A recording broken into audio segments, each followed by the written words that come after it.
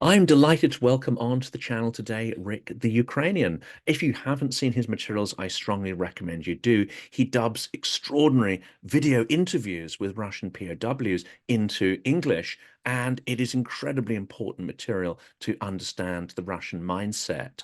And I think when you get into them, you will be extremely shocked actually at some of the things you hear these POWs you saying about, their motivations for coming to war or how they came to come to war. I mean, some of them are just grabbed off the street when they were paralytic or drunk. But we'll go through some of the details here. Before we do, please check out the verified Ukrainian charities that are in the video. We now announce this with every video we put out. These are charities doing incredible work, especially ones like Superhumans, which I was able to visit in Lviv, which is rehabilitating amputees, veteran servicemen who have come back from the front with a loss of limbs. Extraordinary work, which we need to support and has never been more important. But Rick, welcome to the channel. Hello, Jonathan. I'm happy to be here. I've heard a lot of about your work, about your interviews, and I'm happy to be here today. And I actually have some things to share, not just about interviews, but also about my life experience because I lived in Russian occupation for 4.5 years, since 2014 until 2019. And yeah, I know, unfortunately, I have an experience of Russian world, so-called, from the inside, and I must say it's a dark and ugly place. And you just ask any question about that period. I love to talk about that because I think that experience is mostly unknown for people around the world. Uh, because they are getting so surprised every time I tell this story. I really want to drill into this because I was at an event, Eve. I go to lots of events, about sort of at least one or two a week. Often they're organized by the Ukrainian Institute in London, but also other organizations, as one's called Chatham House and others here, and they do some fantastic events. But it's always the case that either someone on the panel or someone in the audience will ask questions which make the Ukrainians in the audience and the panel just sort of tense up and kind of cringe. And of course, one of those questions is very much around Russian propaganda. And unfortunately, it percolates through to our diplomatic and political classes in the West, and that is around negotiation. And when someone poses that question about, well, would it be so bad to stop the war? Would it be so bad to enter into negotiations with Russia? First, of course, that's ignoring the idea that you're not negotiating with someone who is going to commit to any piece of paper they sign up to. Yeah. But this supposition also ignores what every Ukrainian knows, and that is there are many, many Ukrainians behind the lines who are not sympathetic to the Russian world, who are not Yeah. collaborating with it, and are living in a state of terror. So could you talk about that? I mean, where were you, and how did you, get into that situation? How do you get out of it? And then we'll talk about the negotiations, because I think this is such a critical question to tackle at the moment. Hmm. I totally agree with you. And okay, so there's a background story. I was actually born in Makiivka. It's next to Donetsk. Together, Makiivka is like a city also. Almost 500,000 people live there. It is next to Donetsk, and together they form a huge uh, city that is actually bigger than Kiev. And and basically, I was living in both of them. So I'm initially from Makiivka and Donetsk. This was such a prospering place before 2014, before Russia came there. And I was actually having a lot of potential in my life according to my profession and to work. I started working in some pretty good company. We were maintaining automatic fire detection and hmm, firefighting systems. Uh, some huge, good, we called them objects, well, buildings, clients like, for example, there was an aqua park in Donetsk, a brand new, just a year or 2 years old, with super cool systems in it. And I was maintaining that. So it was an interesting job with a huge potential for me to grow as a professional and to become some manager in that company someday. But then then Russian world came there, and um, first first I fled to uh, the western part of Ukraine for a few months. I started, uh, you know, I was hoping to start the life from scratch there, but it didn't work out. And we also had cats left back home. And also, like in Makiivka, there was a military action there happening, but not for a long time, just for a week or so. And then it started getting more quiet. We didn't have any shelling in our town, and we came back there. Also, I can say about myself that I wasn't back then a grown-up person, and I couldn't really start to building up my life, from scratch without help of my relatives. So I decided to go where it was easier for me and not so depressing being somewhere in the foreign place, foreign, I mean, in still in my country, but I knew no one there. I was just, I was just a refugee. And we also had some superstitions from locals there who were saying, like, hey, you guys from Donbas, you're probably terrorists, right? And they were saying it to our faces, like kind of joking, but in every joke there's part of that stupid superstition. So I we came back home, and we spent the next 4.5 years there. And this was actually terrible, especially first 2 or 3 years. It was really hard to live there because 80% of all businesses there died, completely stopped. They closed. Uh, I would even go up to 90%, but at least 80. I'm not sure about that, but 80% definitely died. And we had no good places to go. No, of course, coffee shops started opening, and some cafes and restaurants, uh, but not much of a shops to go to buy some clothes or even products. Even you see the food products, they disappeared. Like good food disappeared. It started coming from Russia, and Russia actually provided those so-called republics only with the lowest grade food.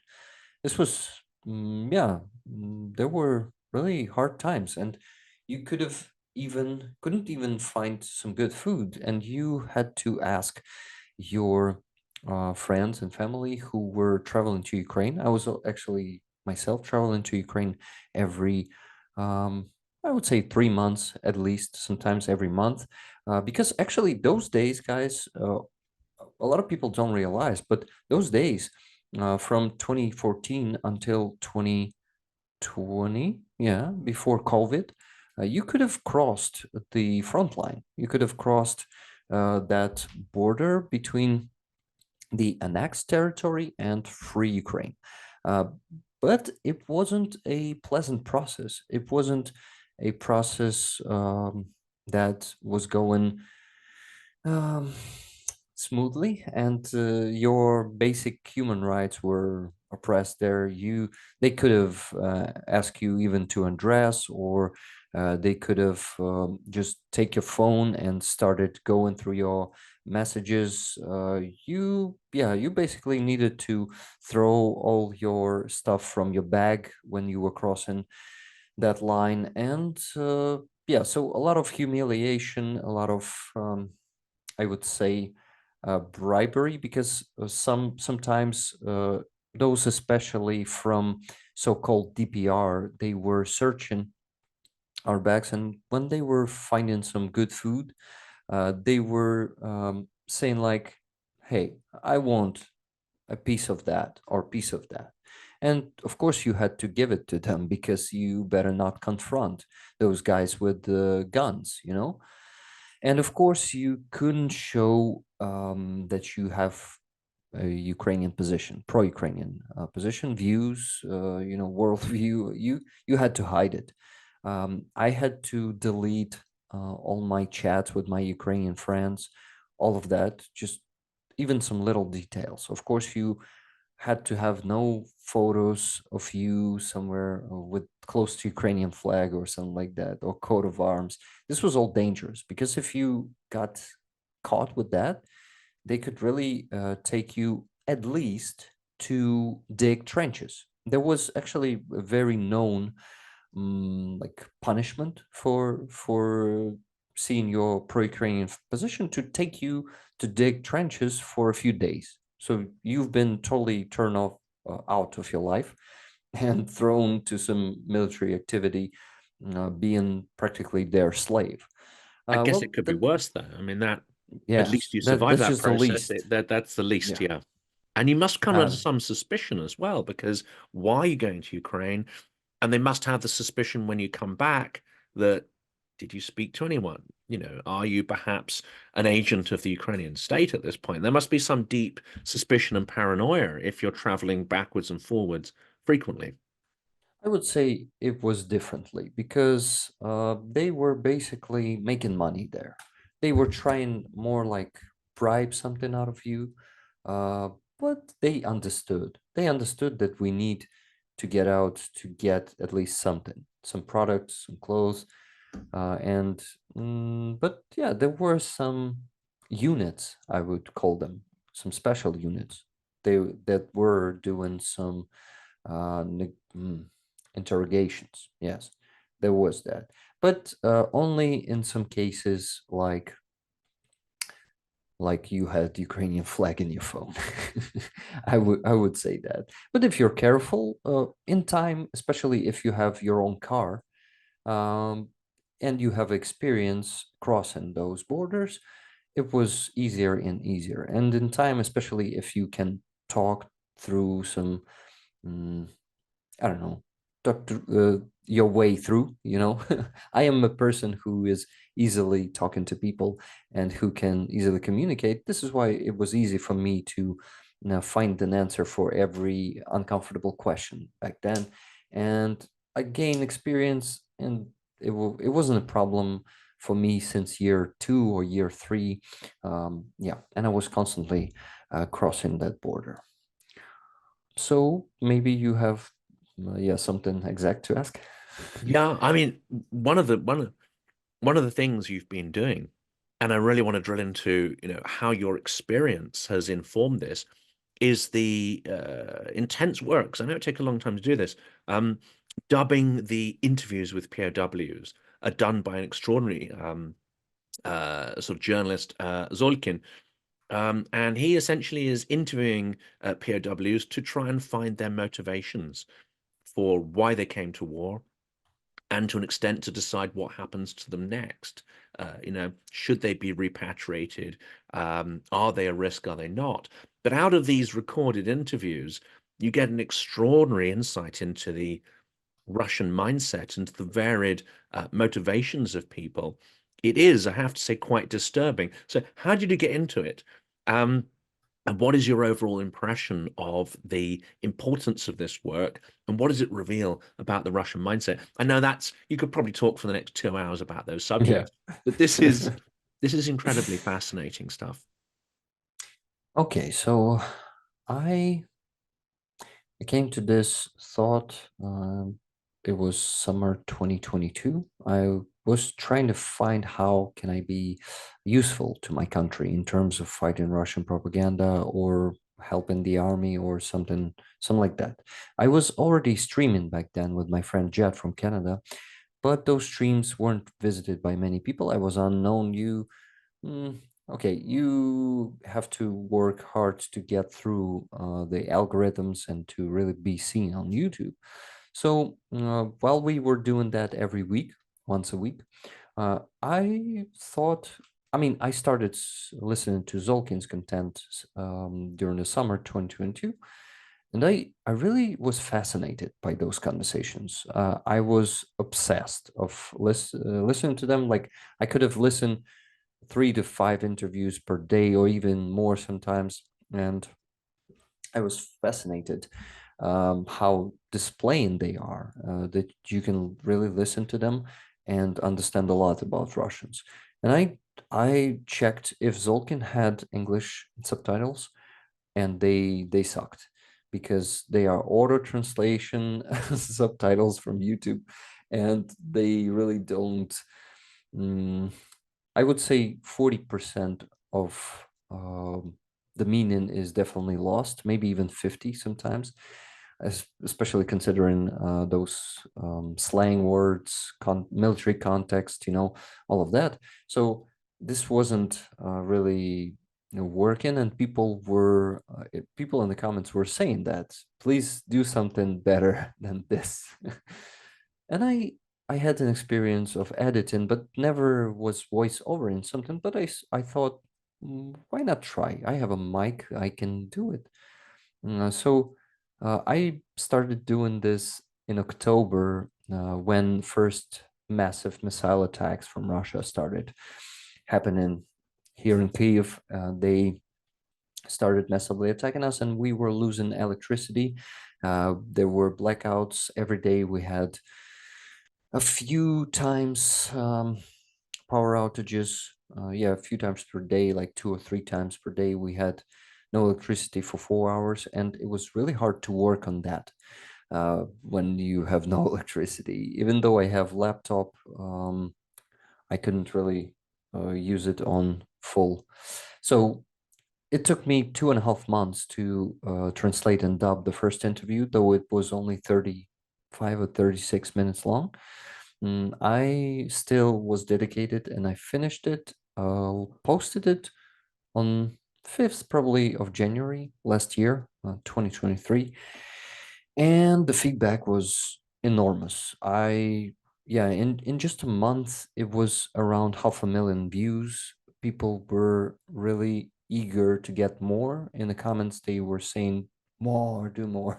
We are so grateful to you. It is really bringing the meaning to a lot of what they're saying. Before that, we didn't have that. And I decided that I should do more, especially I mean, I've seen that it is going to be a valuable content, but people's feedback really gave me more inspiration and motivation to continue. I did the second one. It all also had an enormous amount of views, and I really am still dedicated to continue this work and actually speed up on this work because dubbing is not the only thing I'm doing on my channel. Like I think the main focus right now is fundraising for the Ukrainian army. I take a lot of requests from soldiers, and my community, we actually call ourselves Rick Rollers. Dick Dawson once gave us that name. So members of my community, Rick Rollers, they do a tremendous job in supporting the armed forces through my fundraisers. They are raising thousands of dollars every week. And I am fascinated how it is growing, how more and more people are joining in, and they want to support, they want to donate. Sometimes I start multiple fundraisers at the same time, thinking, Rick, you will exhaust people with your fundraisers. Please don't do that much. And people come and they close all of them, sometimes in just one stream. I am fascinated. And thank you, rollers, all rollers who's going to be watching this interview. I thank you for your huge support. And you see, right now, fundraising is taking so much time. Everything should be organized and handled, handed over. Yes, not handled.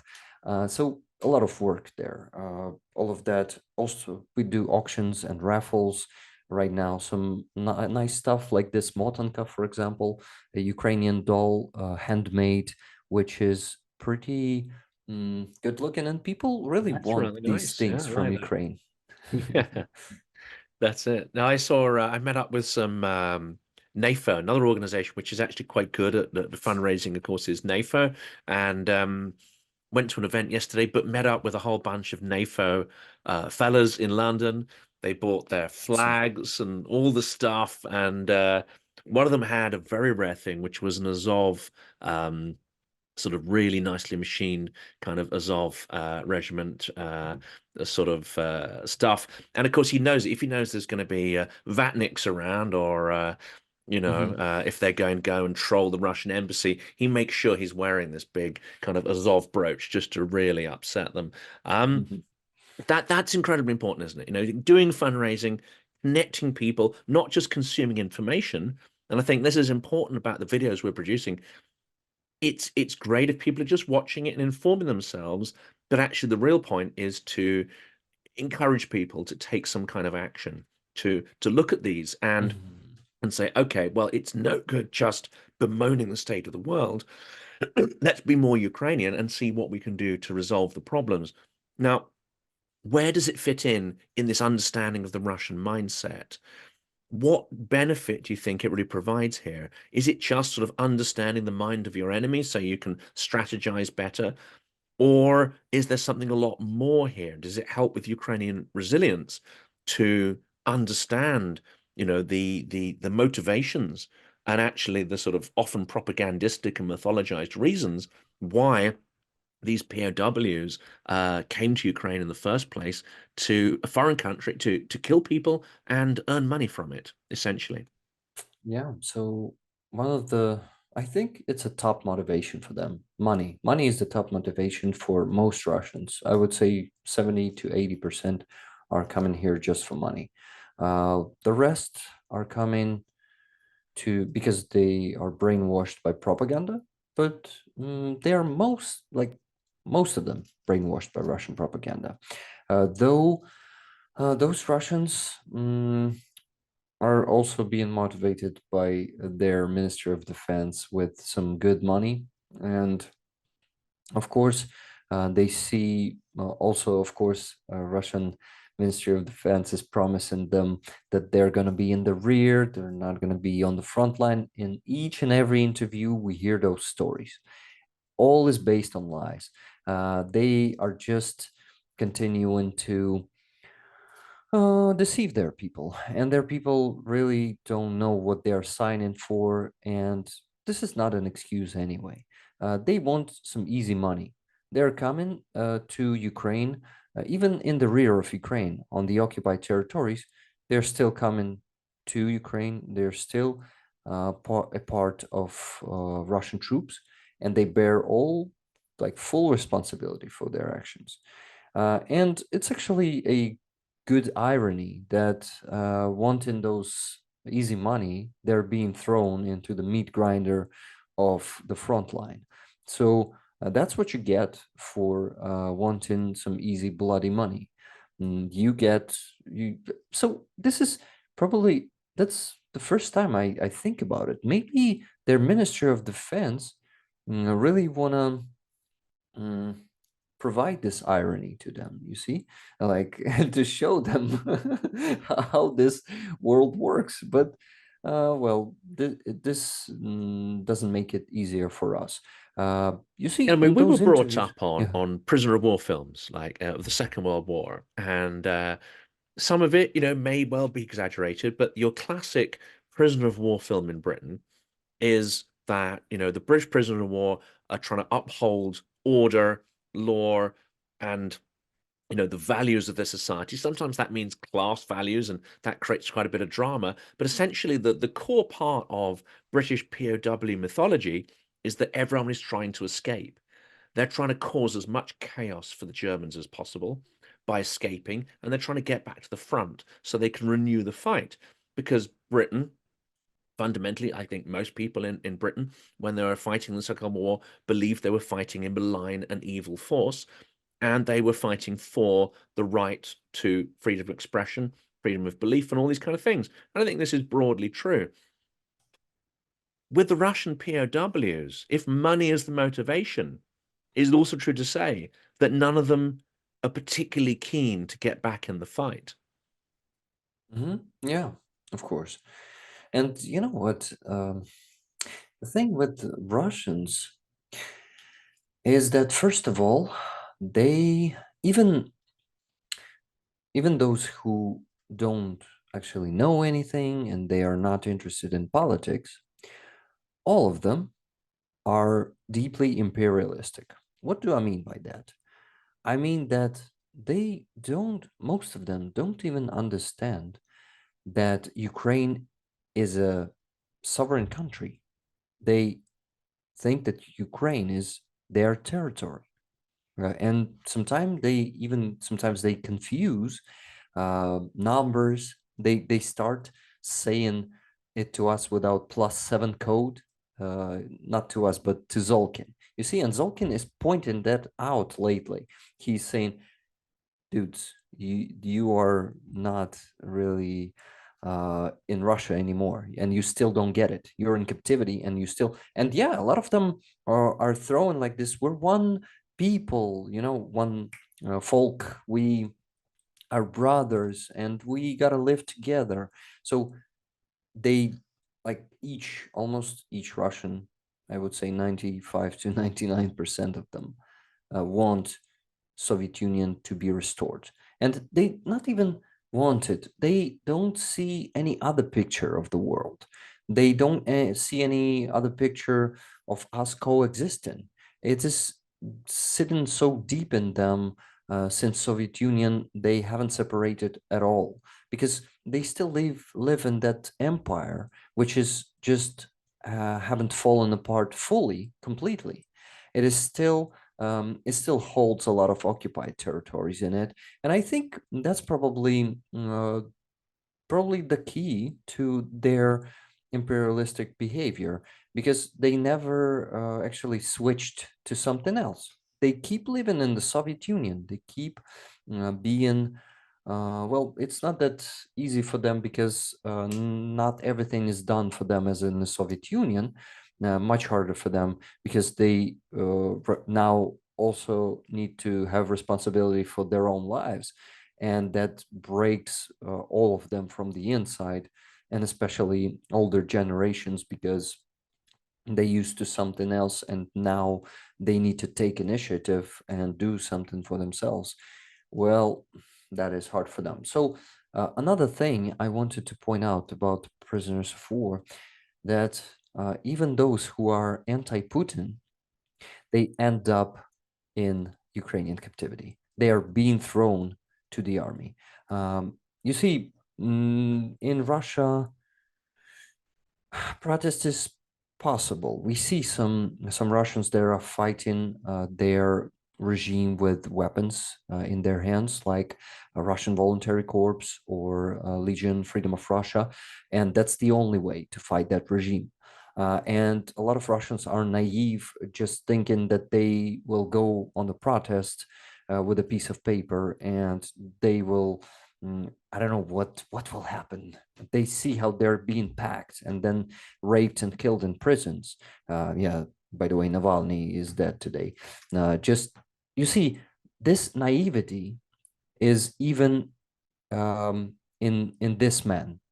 He was one of the top politicians in the country, yet he was. What was he thinking? Did he really want to commit suicide and become a martyr? Was it his goal, really? Well, then he is. I don't know. Oh my God. He's not Jesus, definitely. I mean, this is But what I said in a video put out this evening. He went from being um genuinely quite an interesting character, quite a unique character in the fact that he was willing to speak out and take risk, and he was quite inventive in some of the strategies he used. That's not to say he didn't have some of the sort of racist imperial tropes we know from some of his yeah, associations. He absolutely did, and of course, Crimea isn't a this is sandwich. why we don't like Yeah, Ukrainians. Yeah. and Ukraine, Crimea isn't a sandwich, etc., Yes, yes. etc. But he was still very innovative and creative, and he had a huge energy, which unfortunately many in his team don't actually have. So what was the thinking there? He turned himself into a hostage, and then Hmm. he became a martyr. I mean, that might appeal to Russians' sense of suffering and trauma and Yeah. nihilism, but it doesn't get you anywhere. It doesn't achieve Yes, anything, unfortunately. exactly. So their fight is not the fight that can be efficient. Their fight is bringing them only to more suffering, to, I'm not sure if that word exists, but martyrism, or what's the word, It's Jonathan? martyrdom. Yeah, it's a bit of an Martyrdom. irregular word. Martyrdom, yeah. Never heard of it. But yeah, so that's what it brings them to. They just so inefficient in that resistance. And you see, when people are saying that Russians who fled Russia, they are not responsible for the crimes of Putin, I usually disagree with that because we actually shown them an example of a proper fight in 2014, we Ukrainians, and they could have followed this path, but instead of that, they have broken and they left their country. So I think this. Okay, I think I lost the end of this thought, so I give you the mic. Belarus, I mean, Belarus gives them a good example as well, even though that failed. Yeah. In Belarus, there was a huge civic protest, and of course, the scale of violence that it was met with was Oh yeah. extreme. Um, and I was kind of expecting, actually, I was expecting Navalny to try and engineer something similar in Russia, and it would have been met with the same violence, but it would have been something. No, there is none of that, and there's the various reasons for that. But to relate that back, relate this sort of nihilism, fatalism that we see in politics, let's relate that back to the POWs. Do you see those same characteristics? Even though there are people who are anti-regime, they've ended up on the front. They've in some ways let themselves become victims of this. And I know going to a Russian prison is not the easy option here, but your chances of survival are perhaps slightly higher in a Russian prison, even though it's unpleasant, exceedingly unpleasant, than actually being sent to the front. But do you detect in the interviews a sense of kind of fatalism? This is our fate. I don't agree with it, but what can I do? I mean, what kind of Yeah. narratives come through? Constantly, they are mostly not the masters of their own fate, and they try to give responsibility to anyone else. Uh, Politicians know better than I do. I am a small person, all of that. So let's take the case um, of a really, I would say, exemplary. No, okay. So the guy was, there was a guy on Zolkin or Karpenko's interview. I don't remember. Karpenko, by the way, is the partner of Zolkin, and he does most of interviews now these days with prisoners of war. So there was a guy who was studying in one of the biggest universities in Moscow. I don't remember the name, but he was studying journalism there, and he was going on protests against Putin on the first days of full-scale invasion. He was openly criticizing his government, and then their actually, how do you call them, superiors in the university, not yeah, I would say the administration of the university started pushing him to leave the university and go to the army. And one day they've just brought some draft board officers. Uh, those guys grabbed him, and he actually had a choice. He could have gone out. He could have get out, but they always scare them with prison, and they also think that from prison there's only way also to war, because often they make conditions in prisons like 90% of time they make conditions just unbearable, and those prisoners, they want to get out in any, like, to take any chances, because dying in Russian prison is so easy. Tortures constantly happening, bad food, no good healthcare, and I'm hearing such crazy stories from prisoners, especially lately. Like yesterday or the day before yesterday, I was listening to one of the latest interviews, and prison, yeah, One of the prisoners was saying that he was sitting in the single person cell. How do you call those cells? Um, That's like an isolation cell or a solitary confinement. yes, some kind of that solitary confinement cell. He was sitting there for 135 days, just because they wanted to break him, for him to start working, because this is actually the way to exploit those people. They not just put them in prison, they use them as a working force. And he didn't break anyway, because the head of the prison changed for another person, and uh, this is why he had to sit there even more, but they cut him out anyway. And he was respected by his prisoner friends after that. Well, not friends, fellow prisoners. Yes, he was respected by them after that. But that dude, yeah. So getting back to the dude who was a student, and he was a student of the last grade. Do you call it grade? Probably. So he was the student of the last grade of that university. They have sent him to war. He was actually, oh my God, he was involved in military action for 10 months or even a year. That dude spent a lot of time there on the front line, and he even was getting back home, and he didn't escape. He had a That's chance unusual, to though, isn't escape. it? I mean, they don't let Yeah, all the troops home. A lot are kept in the LNR and DNR and not actually let back to the home front, yes, except the convicts. They let the convicts back to go and murder and rob yeah. people, but not the Mobiki. This is their way, yeah.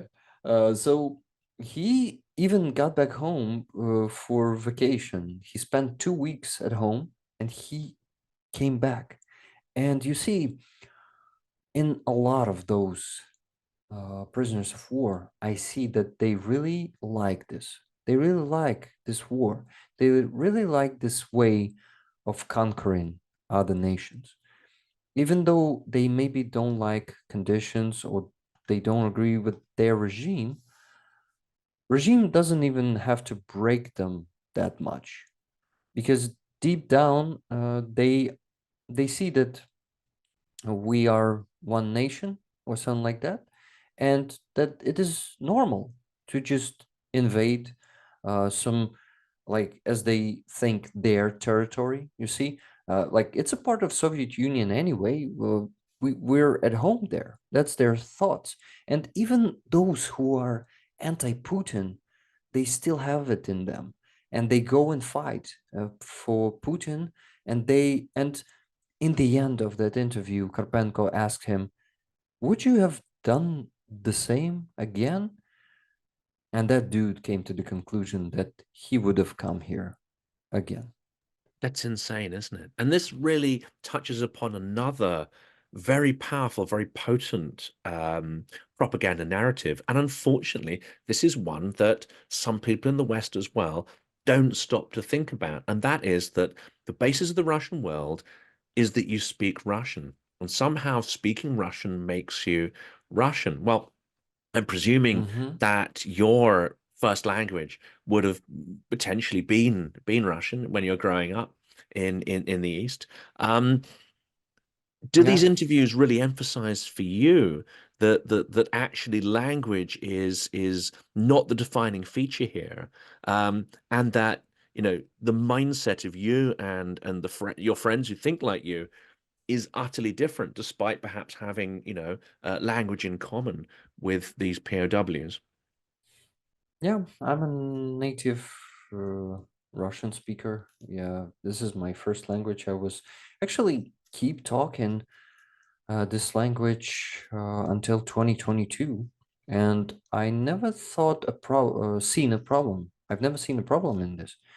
I actually didn't realize how important it is to be the carrier of your native language, uh, or at some point that language may just disappear, as they kill some languages in Russia with their Russian language. And they actually did, unfortunately, they were working on this in 90s and 2000s and 2010. Russia was constantly working to erase Ukrainian language too. Soviet Union was working on it, and we really gotta. I mean, yeah, every Ukrainian should come to this themselves. You should not force a Ukrainian to speak Ukrainian if they don't want to. If they want to keep speaking Russian, let them be. At some point, they will realize. If they won't, then, well, then that's on them. And you see, uh, language is not the problem in here, definitely, but it is also at the same time a problem because this is the instrument of Russian genocide. And to realize that, you really have to see how Russia was implementing it. First Russian Empire, then Soviet Union, now Russia. They kept erasing other languages with their language. And only when you realize why you should speak Ukrainian only, and just be a carrier of your language, just yourself. Don't force anyone else to do it. Just give an example. And you see, we still tolerate, we Ukrainian speakers, we still tolerate Russian speakers. So that narrative, Russian propaganda narrative about that we oppress Russian language here is ridiculous. And I I would admit that Ukrainians of Western part of Ukraine, they usually were asking Russian-speaking Ukrainians or Russians, whatever, to speak Ukrainian to them.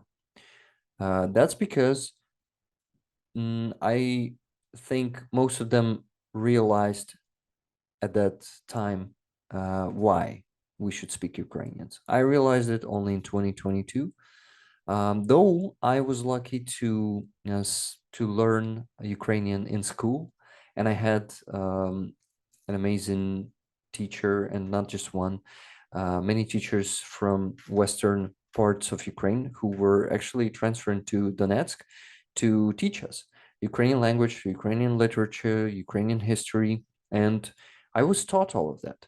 And I have seen how we were conquered back then, and I already had some understanding of what Russian Empire is, which is still an empire. And I was lucky to love Ukrainian from my childhood, and I easily have spoken Ukrainian. And even in 2014, when I was traveling to western parts of Ukraine, I was speaking Ukrainian, and then people were asking me, "Where are you from?" I was saying Donetsk, and they were, "What? I thought you're from Lviv Oblast. Your Ukrainian is awesome. How do you?" Um and I would always say to people, Donetsk is Ukraine, and we speak Ukrainian language there too, because that's a Russian narrative that there are Russian people living there. No, actually, Ukrainian people are living in Russia, Belgorod region, Kuban, all those regions, and even Green Ukraine and Vladivostok. They also speak Ukrainian, and a lot of Ukrainians live there. And I was so happy when Zelensky made that law to recognize Ukrainian people in Russia and their rights. This was a good move, and it gives us some good perspectives. Did I There's answer your some question? extraordinary kind of well, not satire, but there's something there which he's really having a dig, I think, at Russians and the mythology there. There's also the diaspora, and I think it's interesting, isn't it, comparing the Russian diaspora, and of course there's multiple generations of Russians who are abroad, waves and waves who've left, decade after decade, and there's different character of the Russian diaspora.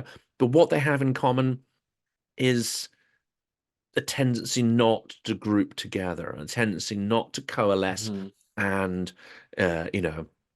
the culture becomes a little ossified, as it were, and they may, repeat some of the culture that their generation followed, but you don't seem to get too much mingling between the generations. It strikes me that the Ukrainian diaspora is different.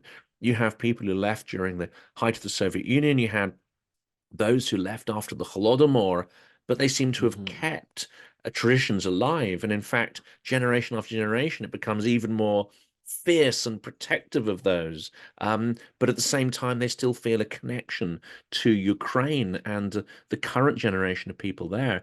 How do you explain that? Because the whole Soviet system was designed to destroy cultural bonds, destroy political bonds, destroy cooperation. How the hell has, Ukrainian identity survived through all that? I'm so happy that you asked me this question because, uh, man, I was answering this question, but I don't have like a good answer for that. But I see that we, Ukrainian nation, we have some superpower of preserving that national identity through anything, through massive genocide, through millions of dead people, through language genocide, through oppression, through erasing our identity.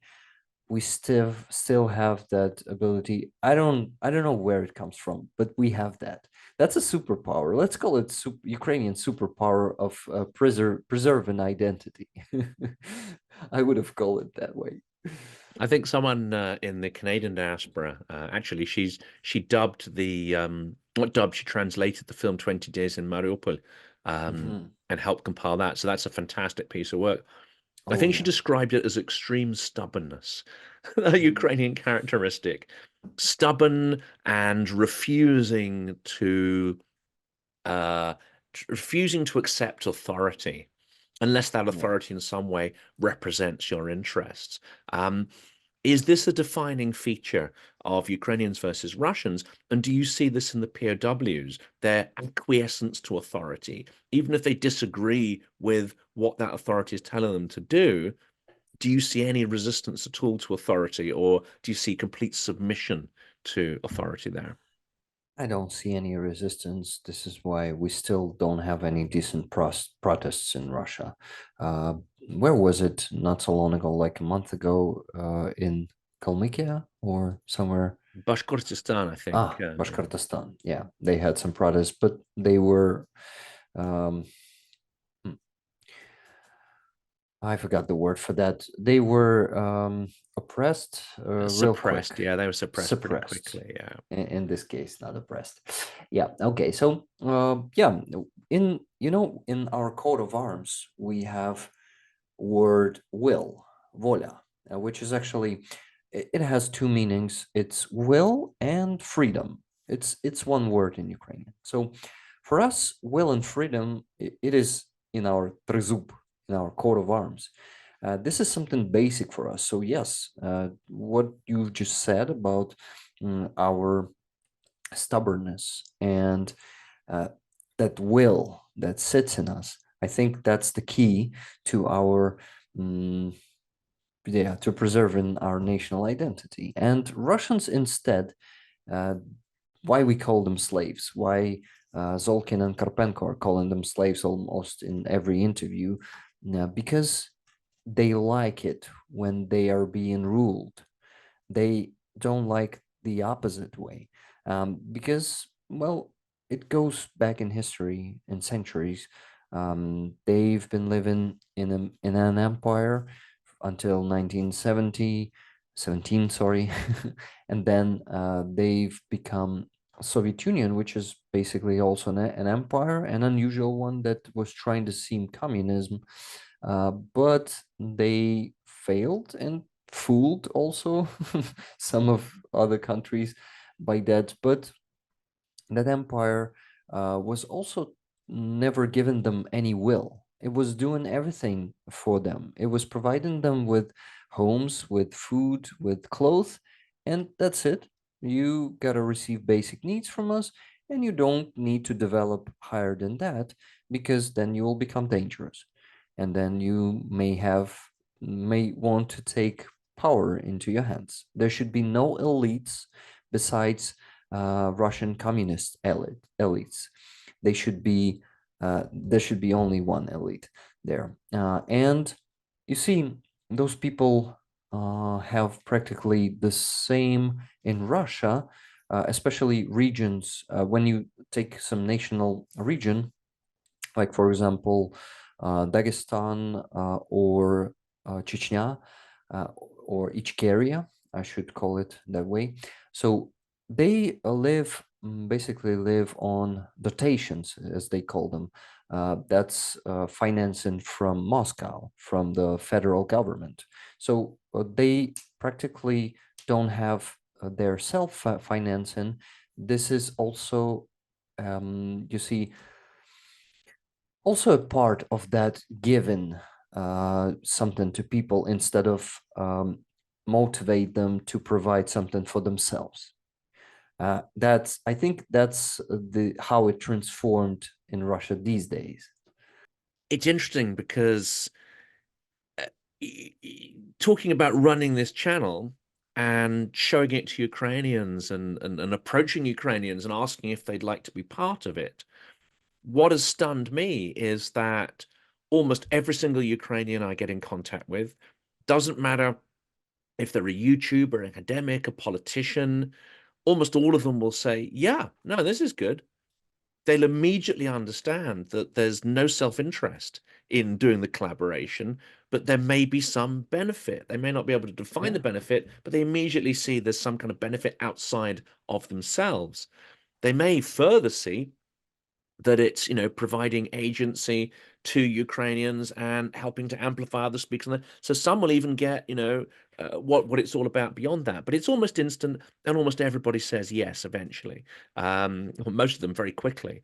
And that's what amazed me. I mean, people say, "How on earth do you produce all these videos?" Well, actually, it's not that difficult because people are extraordinarily generous if you're able to connect them very quickly and explain why it's important. Um, I have reached out extensively to the so-called Russian opposition. I've done the same that I've done with Ukrainians, but you will only see a handful of Russians on the channel. And Mhm. all of them are deep anti-imperialists, and they're very unusual. I mean, you can count them on the fingers of two hands, and that's out of a country of 40 odd million people. So that's, and there are a few more out there. So I'm not going to write everybody off. And the Russians who appear on the channel are often extraordinarily interesting voices with a real perspective to shed light on, not just the Russian mentality, but Russian history and so on. But I would have to say the majority of the Russian opposition I've reached out to never answer the communication. And those Mhm. that do will say, yeah, okay, maybe we'll do something. And then they never get back to you. So it's a completely kind of different dynamic there. And I don't think it's down to, Russian culture being a little more chaotic or whatever. I think it's really down to an immediate calculation. They're like, this isn't my audience. There's no benefit here. What's the benefit to me? I don't quite get it. It's not. And, there might be some paranoia about appearing in front of an English language audience and maybe getting into some kind of more trouble than they're currently in. So maybe there's a little bit of that. But generally, I think the calculation is, yeah, that's not going to benefit me. So, yeah, Mhm. not going to do it. I have to say that most Western politicians, historians, academics very much behave like Ukrainians in this sense, in that almost all of them connect immediately and say yes, and nobody asks for money. Nobody, well, actually, there's been one historian. I won't mention who it is, but for me, he was like, okay, that tells me everything I need to know about you if you ask for money. But nobody out of the hundreds and hundreds of people I've approached, no one has asked for a contract or money or anything. They've immediately seen where this fits in, with their values and with the propagation of values that we have in common. Yeah, and that shows us as part of Western world and not of Russian world. We have that will, we have that mm, understanding, I think, also of something of not just. Hmm. I was thinking about me doing collaborations, and I actually do these fundraisers, and I see, and I actually have never even mm, I didn't need to prove it to myself. I always known that only in unity, only in building the networking, only in that you can succeed. Only being together with people, only meeting new people, only speaking with them without any thoughts of, you know, of that self-interest that you're talking about when you're talking about Russians. We are here together standing for Ukraine in our own way. I'm sure that you're also standing for Ukraine with your activity, with your channel. I see it. And thank you for your work very much, Jonathan, because bringing our voices out there is very needed and important, considering especially how good Russian propaganda is still after 2 years.